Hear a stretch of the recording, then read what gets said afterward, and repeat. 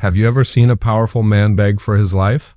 Not just afraid, but completely broken in seconds by a single name?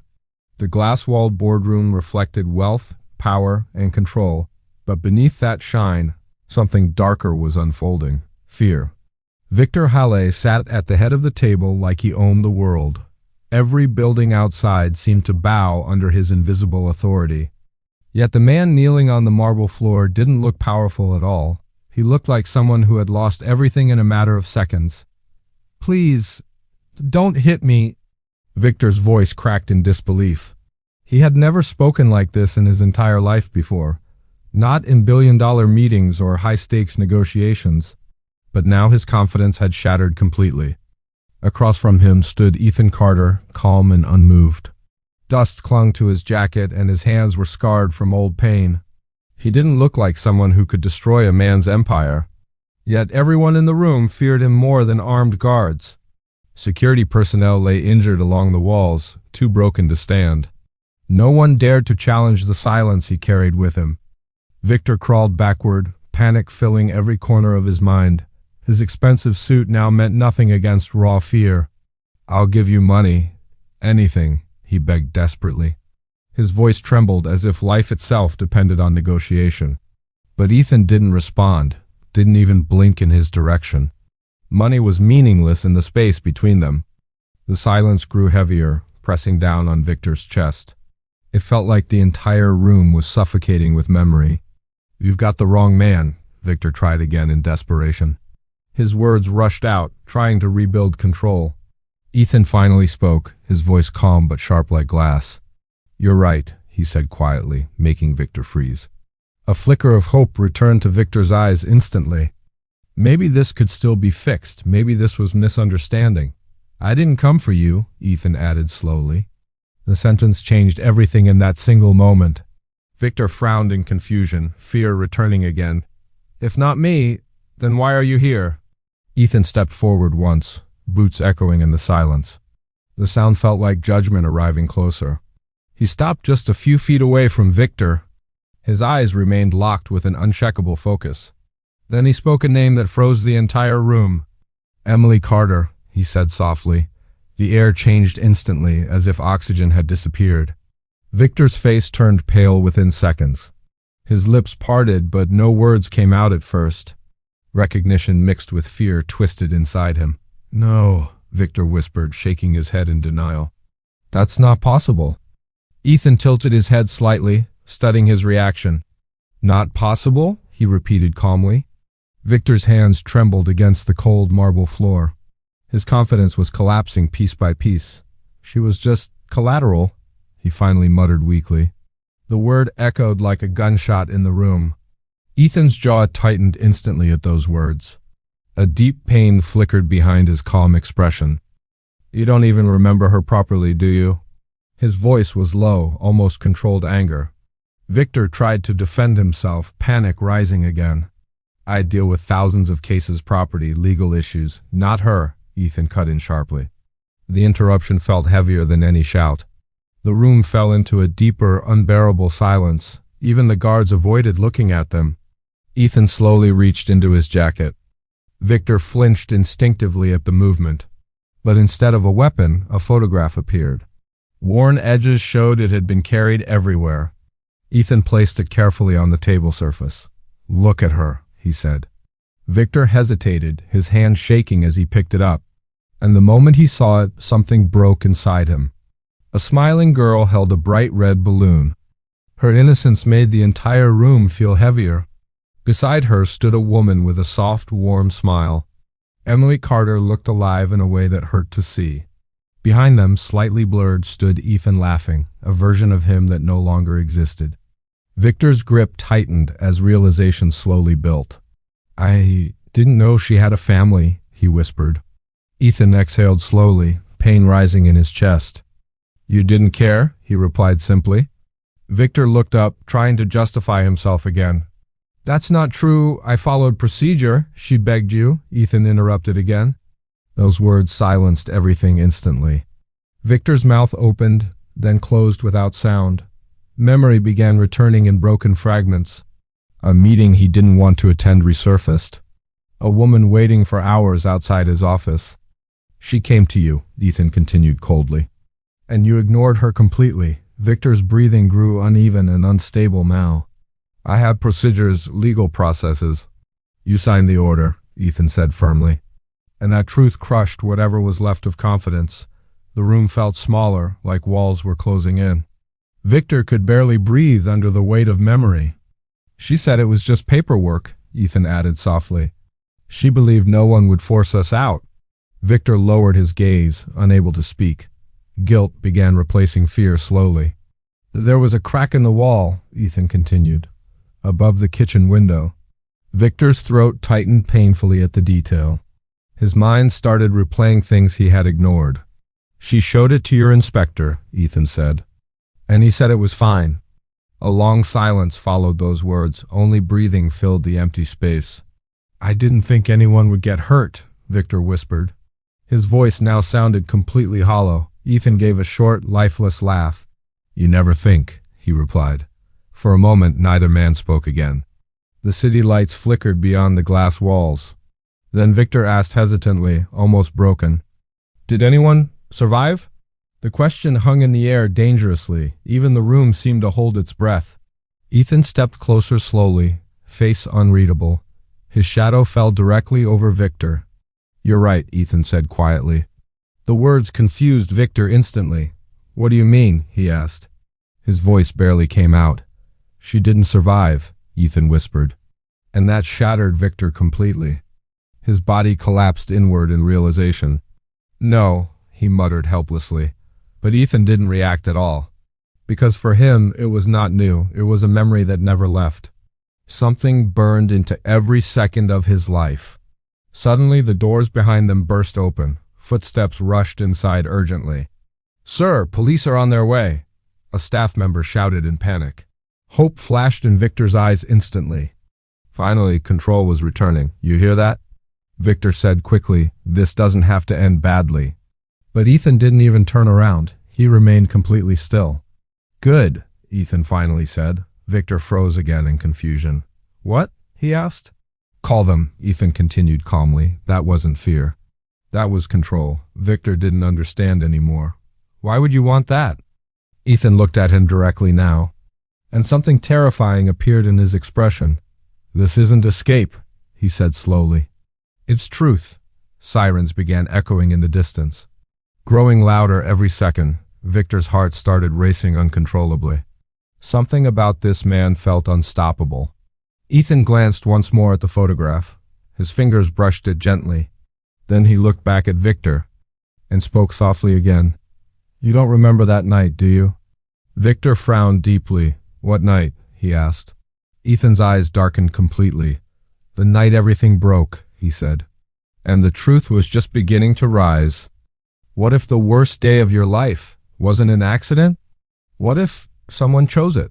The rain was different that night. Not soft, not peaceful. It hit the windows like it was angry at the world.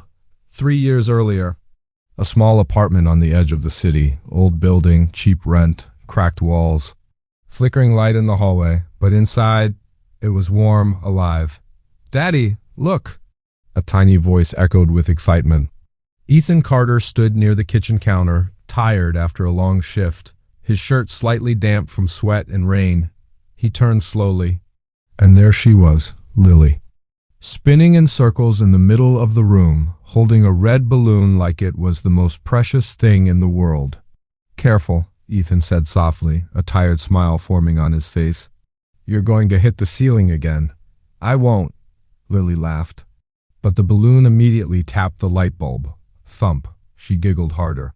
Emily Carter walked out of the small kitchen, wiping her hands on a towel. You two are going to break something, she said, shaking her head. Ethan looked at her. For a moment, everything else disappeared. The noise, the world, the exhaustion. All of it faded when he saw her smile. You say that every day, he replied.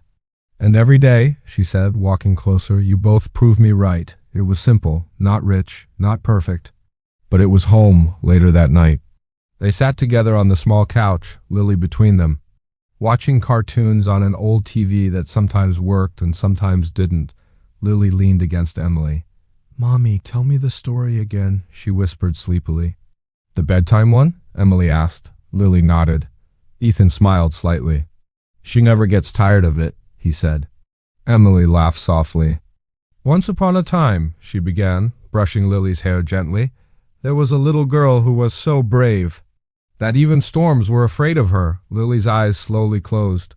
Ethan watched them both, and for a second, he felt like the world couldn't touch them, but outside that window, the world was already preparing to destroy it.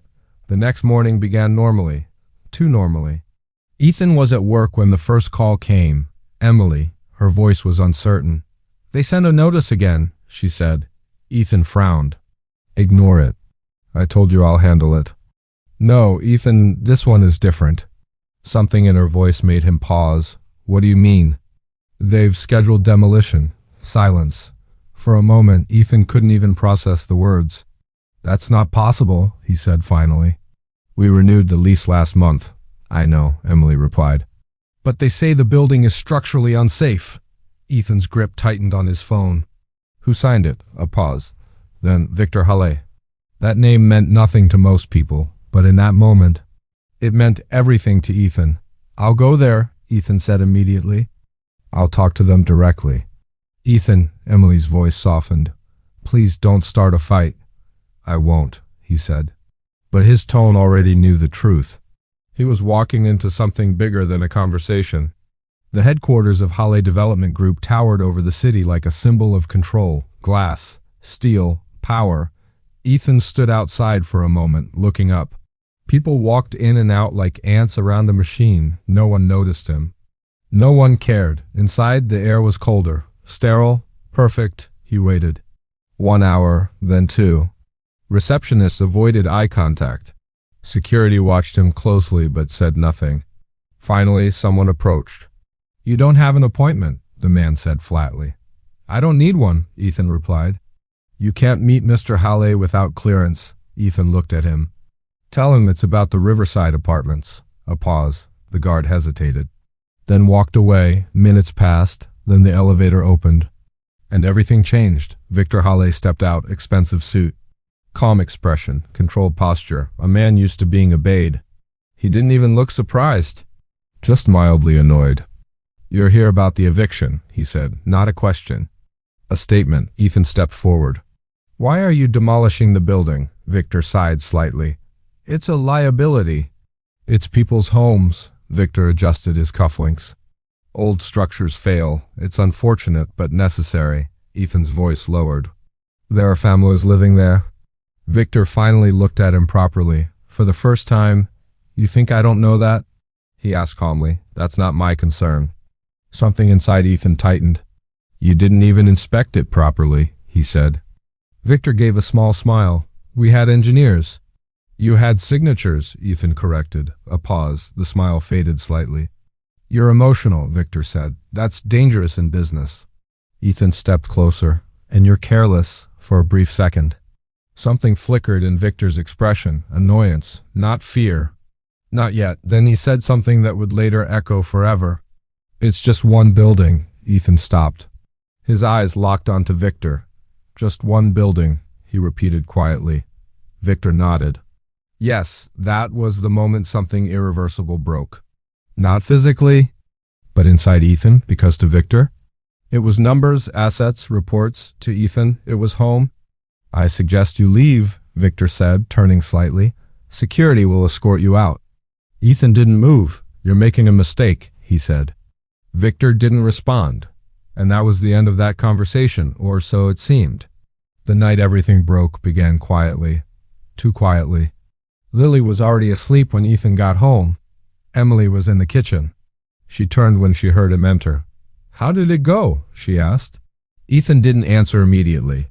He sat down heavily. It's happening, he finally said. Emily froze. They won't listen. They don't care. A long silence. Then Emily sat beside him. We'll figure something out, she said softly. We always do, Ethan nodded, but his eyes didn't agree. That night, something felt wrong. Even the air, even the silence. At 2:17 a.m., the first crack sounded like thunder. Ethan woke instantly. Emily? He whispered. Another sound, closer, louder, the building shuddered. A deep groan echoed through the walls. Lily woke up crying. "Daddy, stay here," Ethan shouted. He ran to her room, grabbing her instantly. Emily was already at the door. "What is happening?" she shouted. Then the lights flickered, once, twice, and went out. The entire building shook violently. A sound like metal screaming filled the air. "Lily, hold on to me," Ethan shouted. Emily grabbed his arm. "Ethan, the stairs!" They ran, down the hallway, people screaming. Doors opening, confusion everywhere, then a loud explosion like crack. The building shifted. Ethan fell. Lily almost slipped from his arms. "No!" he shouted, gripping her tighter. "Ethan!" Emily screamed. A wall cracked between them. A beam dropped, separating them. "Emily!" Ethan shouted. "I'm here!" she cried. But the smoke was already swallowing everything. The building wasn't just collapsing, it was dying. "Take her!" Emily screamed. "No!" Ethan refused instantly. "Please!" she cried. "She needs you!" Another collapse. The floor tilted slightly, people falling. Dust everywhere. Emily's voice broke. "Ethan, please." That was the last time he saw her clearly. He ran, not because he wanted to, because the floor beneath her disappeared. Outside, sirens, chaos, fire. Ethan dropped to his knees, holding Lily, alive but shaking. Behind him, everything he loved disappeared into dust. And no one asked why. The official report came later. Structural failure. Unfortunate accident, unavoidable collapse. Victor Halle signed the final documents without reading them fully. Just another case closed, another file archived, back in the present. Victor stood frozen in the boardroom. As Ethan's words echoed through his mind, that night everything broke. Sirens grew louder outside. The police were close, too close. But something else was worse. Ethan wasn't looking at him anymore. He was looking at the photograph, like he was seeing the past unfold again. Victor finally whispered, "I didn't know it would collapse like that." Ethan slowly looked up. His eyes were empty now, not with anger, but with something colder, acceptance. "You didn't know," Ethan repeated softly. Then he stepped back, and for the first time, Victor felt something worse than fear, uncertainty, because Ethan Carter wasn't here for violence, not anymore. He was here for truth, and truth doesn't stop at one man. As police stormed the building, and Victor finally thought it was over, Ethan whispered one sentence that changed everything. "There's something you never checked in that report." And in that moment, Victor realized the collapse was never the real crime. What would you do if the person you buried walked back into your life? The room didn't feel real anymore. Victor Halle stood frozen under the sharp white lights of the boardroom, his expensive suit suddenly feeling too tight, too heavy, like it was shrinking with every passing second. Because the woman standing across from Ethan Carter was supposed to be dead. "Emily?" Ethan's voice broke the silence like glass. It wasn't loud. It wasn't dramatic. It was fragile. Like if he spoke any louder, the moment would shatter completely. The woman took a hesitant step forward. Her eyes were wet. Her lips trembled. And then she whispered, "It's me." The world stopped. Not metaphorically, not emotionally. Literally, everything around Ethan felt like it paused. The sirens outside faded. The shouting police outside the hallway disappeared. Even Victor's breathing became distant. Ethan shook his head slowly. "No," he whispered. "No, I saw it. I saw the collapse. I saw the building fall." Emily's voice softened. "I know." That answer hit him harder than anything else, because she wasn't denying it. She was confirming it. "I survived," she said quietly. Ethan stepped back slightly, as if the air itself had become too heavy. "How?" Emily swallowed hard. "They pulled me out hours later. I was trapped under debris. I couldn't move. I remember hearing voices, then nothing." Her hand moved instinctively to her head, as if remembering the pain. "When I woke up, I was in a hospital. No name, no identification, just a number on a chart." Ethan's hands tightened into fists. 3 years. 3 years of grief. 3 years of believing she was gone forever. "And she was alive? Why didn't you come back?" he asked, his voice shaking now. Emily's eyes filled again. "I tried." A pause. "But someone made sure I couldn't." Silence fell again. But this time, it wasn't empty. It was dangerous. Ethan slowly turned his head toward Victor. Very slowly. Like his body didn't want to accept what his mind already suspected. Victor's face had gone pale. Not just fear now, something deeper. Something collapsing inside him. You knew? Ethan asked. Victor immediately shook his head. No, I didn't know it was her. I swear. Emily stepped forward suddenly. Then why were my records sealed? Victor froze. That question hit differently. Because it wasn't emotional, it was factual. It demanded an answer. Victor stammered. There are procedures. Legal complications after structural failures. Insurance cases. Stop, Ethan said quietly. Just one word, but it silenced everything. Ethan walked slowly toward Victor. Each step measured, controlled, deadly calm. You don't hide survivors under procedures, he said. You hide them when they become a problem. Victor's breathing quickened. That's not true. Ethan stopped in front of him. And yet here she is, erased from every system. Emily stepped closer. I had no identity for almost a year, she said. No hospital record, no missing person report, nothing. Her voice broke slightly. I didn't even know if my daughter was alive. At that, Ethan flinched, just slightly, but enough. Because that was the part that hurt most. Victor shook his head violently. This is not my doing, he said. I signed demolition approval. That's it. Everything else is handled by departments beneath me. Ethan stared at him for a long moment, then spoke softly. That's your problem, Victor frowned. What? You don't take responsibility, Ethan said. You delegate it. Silence. You sign papers and call it distance.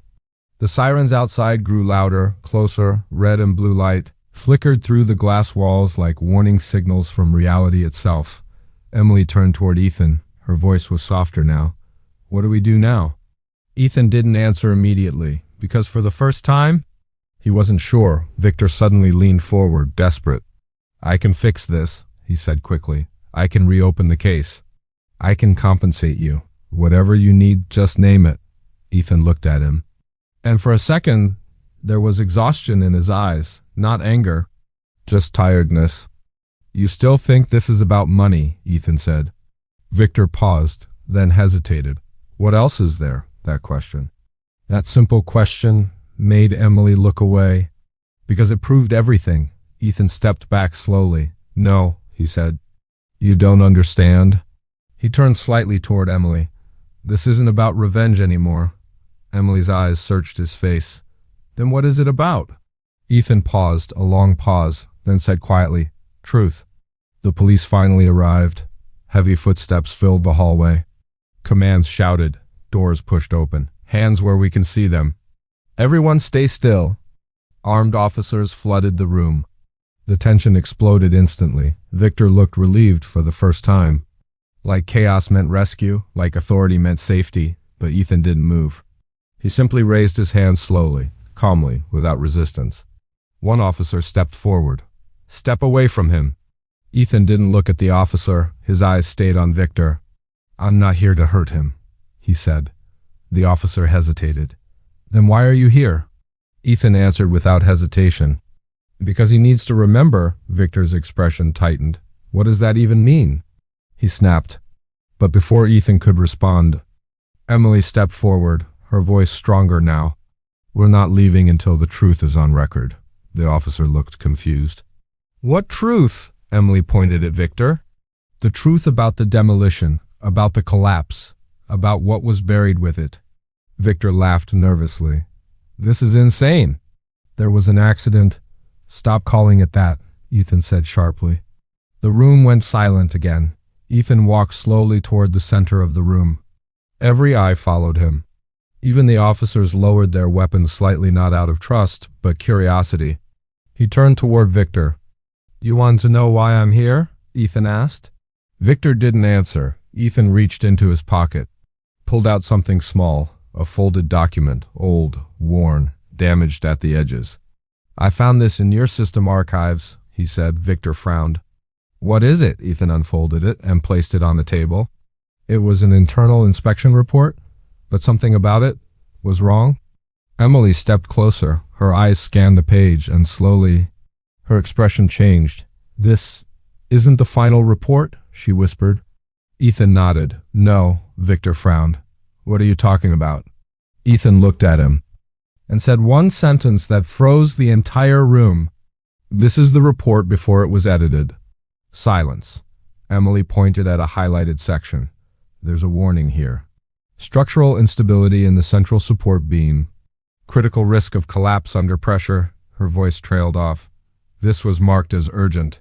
Victor shook his head immediately. That would have been escalated. "I never saw this version." Ethan nodded slowly. "That's the point." He leaned forward. "Someone removed it." The room felt colder again. Even the officers shifted slightly. Victor's voice dropped. "Who?" Ethan looked at him. And for the first time in this entire confrontation, there was uncertainty in his expression.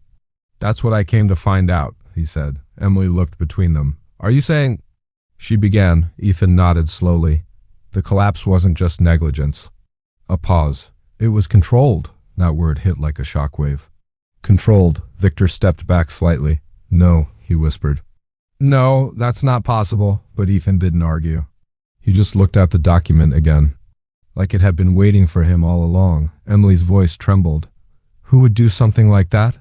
Ethan didn't answer immediately, because deep down, he already feared the answer.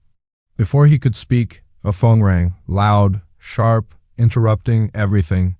One of the officers checked it. His expression changed instantly. He looked up. "Sir," he said quietly. "We just received a directive." Victor frowned. "What directive?" The officer hesitated, then said, "All records related to the Riverside collapse are being officially classified." Silence fell again, but this time it felt different, not emotional, not personal, political. Ethan slowly turned toward the officer. "By who?" The officer looked uncomfortable, then finally answered, "National Infrastructure Authority." Victor's face went pale again, because that name, that level of authority, didn't appear for accidents. It appeared for cover-ups. Ethan exhaled slowly, almost like he had been expecting it. And then he said quietly, "So it wasn't just him." Emily looked at him. "What are you saying?" Ethan stared at the document, and for the first time, the real picture began forming. "This wasn't just a demolition," he said slowly. "It was a system." A pause. "A chain of approvals. Hidden reports, clean signatures." Victor whispered, "What kind of system?" Ethan looked up and said, "One that decides who disappears and who doesn't." The room fell into complete silence. Even the sirens outside felt distant now, because suddenly Victor Halle wasn't the most dangerous person in the room anymore. He was just one piece. Ethan folded the document again slowly and said one final line. "I think we just opened something bigger than your company." Emily stepped closer. "Ethan, what do we do now?" Ethan didn't answer immediately. He looked at the officers, at Victor, at the city beyond the glass, then quietly said, "We follow it." A long pause. Then he added, "Until we find who signed off on Emily's disappearance." Victor's eyes widened. "What?"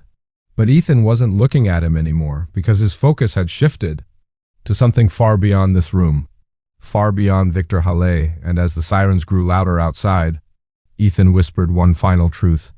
This wasn't the beginning. A pause. This was just the first name on the list. And somewhere, in an office far above them, a phone rang, and a voice answered, "He knows too much." What if he got everything back, but didn't know how to hold on to it? The silence in the house was unfamiliar, not peaceful, not comforting. It was the kind of silence that came after too much pain, when even the walls didn't know how to react anymore. Ethan Carter stood near the doorway for a long time, just staring at the life he thought he had lost forever. Emily was here. Lily was here, alive, breathing, real, but somehow it didn't feel complete yet. From the hallway, soft footsteps approached. Small, careful, hesitant. Lily appeared at the corner. She stopped immediately when she saw Emily and froze. Emily knelt slowly, like she was approaching something fragile, something that might break if she moved too fast. "Hi, Lily," she said gently. Lily didn't respond. Her eyes stayed locked on Emily's face, not blinking, not moving, just studying, as if her heart was trying to confirm what her eyes refused to believe. "Are you really my mom?" Lily finally asked. Her voice was small, but it carried something heavy. Years of absence. Years of unanswered questions. Emily's throat tightened. "Yes," she whispered, "I am." Silence followed, long, painful. Lily stepped back slightly, then asked the question that broke everything inside the room. "Then why did you leave me?" Emily closed her eyes. That question wasn't just a question. It was a wound reopening, a memory bleeding again. Ethan turned away slightly, because even he didn't have the answer that could make it easier. Emily opened her eyes again, and instead of explaining, she simply said, "I never wanted to." Lily didn't understand, not fully. She was too young to understand systems, collapses, cover-ups, and survival. She only understood absence. Slowly, Emily reached out her hand. She didn't force it, didn't demand, just offered it. After a long pause, Lily stepped forward, one small step, then another, and finally, she hugged her. It wasn't instant. It wasn't perfect, but it was real. Emily held her tightly, like she was afraid the world might take her away again if she let go. And this time, she wasn't letting go. Ethan watched them from the doorway, his expression unreadable, but his eyes, they weren't cold anymore. They were tired. Too many battles fought, too many losses survived, but peace. Peace still felt distant. Days passed, slowly, carefully, like the house itself was learning how to breathe again. Lily didn't speak much at first. She observed everything, Emily cooking, Ethan fixing broken things around the house, the sound of normal life returning, uncertainly. One evening, Lily sat on the floor with her toys. Emily sat nearby, quietly folding clothes. Ethan stood by the window, watching the world outside, always watching. "Daddy?" Lily suddenly called. Ethan turned. "Yes? Are we okay now?" The question hit him harder than expected. He looked at Emily, then at Lily, then at the quiet house, and slowly said, "We're not okay." A pause. But we're together." Lily nodded slowly, as if accepting that answer was enough for now. But Ethan didn't believe it was enough. Not really. Because something inside him was still unsettled. The documents, the hidden report, the classification order. The system, it wasn't over. It had only expanded. That night, after Lily fell asleep, Emily joined Ethan in the kitchen. The lights were dim. Only a small lamp lit the room. "You're still thinking about it," she said quietly. Ethan didn't look at her. "Yes." Emily leaned against the counter. "This isn't just about Victor anymore, is it?" Ethan shook his head slowly. "No." A pause. "Benny said he was just the surface." Emily frowned slightly. "What does that mean?" Ethan finally turned toward her, and for the first time, she saw something deeper in his eyes. Not anger, not revenge, but realization. "There's a system behind him," he said. "A network. Approvals, cover-ups, people who make sure things like your case disappear." Emily swallowed. "That's impossible." Ethan shook his head. "I used to think that too." Silence, heavy, uncomfortable. Then Emily asked softly, "What do we do?" Ethan didn't answer immediately, because this wasn't like before. This wasn't one man to confront. This was something bigger, something layered, something hidden. Finally, he said, "We follow it." Emily looked at him sharply. "You think that's safe?" Ethan gave a faint, tired smile. It stopped being safe the moment the building fell. The next morning, the house was quiet again, but not peaceful, alert, like something was waiting. Ethan received a call, unknown number. He stared at it for a long moment, then answered, no greeting. Just silence on the other side. Then a voice, calm, controlled, male.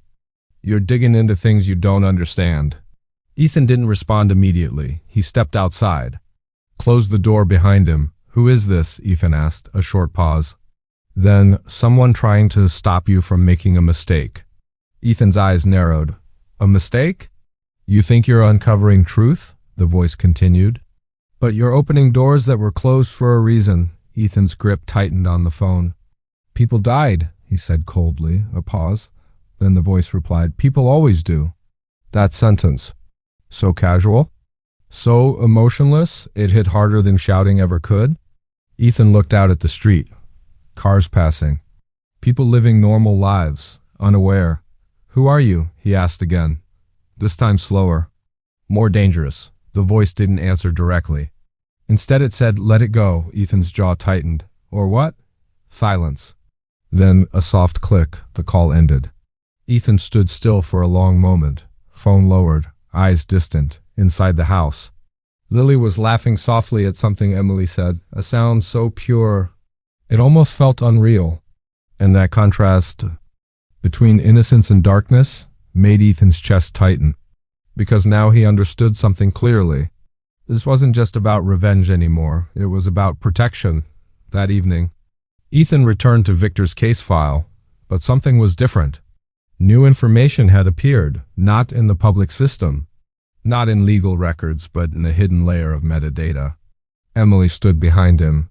"What is it?" she asked. Ethan zoomed in slowly. A name appeared, then another, and then a classification tag. Project Black Veil. Emily frowned. "What is that?" Ethan didn't answer immediately because even he didn't know, but the name, it didn't feel random, it felt intentional. "This isn't just corruption," Ethan said quietly. "It's organized." Emily stepped back slightly. "Ethan, what are you getting into?" He didn't look away from the screen. "I don't think I have a choice anymore." Night fell again. Heavier this time, like the sky itself was listening. Ethan stood outside alone, thinking, processing, fighting something inside himself. Because now, it wasn't just Emily's past, it wasn't just Lily's future. It was something much larger, something that had been operating silently. For years, behind him, the door opened slightly. Emily stepped out. "Come inside," she said softly. "You've been out here too long." Ethan didn't move immediately. Then asked, "If I stop now, will it end?" Emily hesitated, then answered honestly, "I don't think it started with you." That answer changed everything because Ethan realized something terrifying. He wasn't chasing the truth. The truth had already found him, and it wasn't going to stop. Inside the house, Lily was asleep, holding a small toy tightly, breathing softly, safe for now. Ethan looked at her through the window and made a silent promise, whatever this was. Whatever Black Veil meant, it would not reach her. But just as he turned away, his phone lit up again. Unknown number, one message. Only 3 words. "We saw you." Ethan's expression changed instantly. Slowly, he looked up into the darkness outside. And for the first time since this began, he felt it, not fear, not anger, but being watched. Somewhere in the city, a file opened. Emily Carter's name appeared again, and beneath it, a new status was added,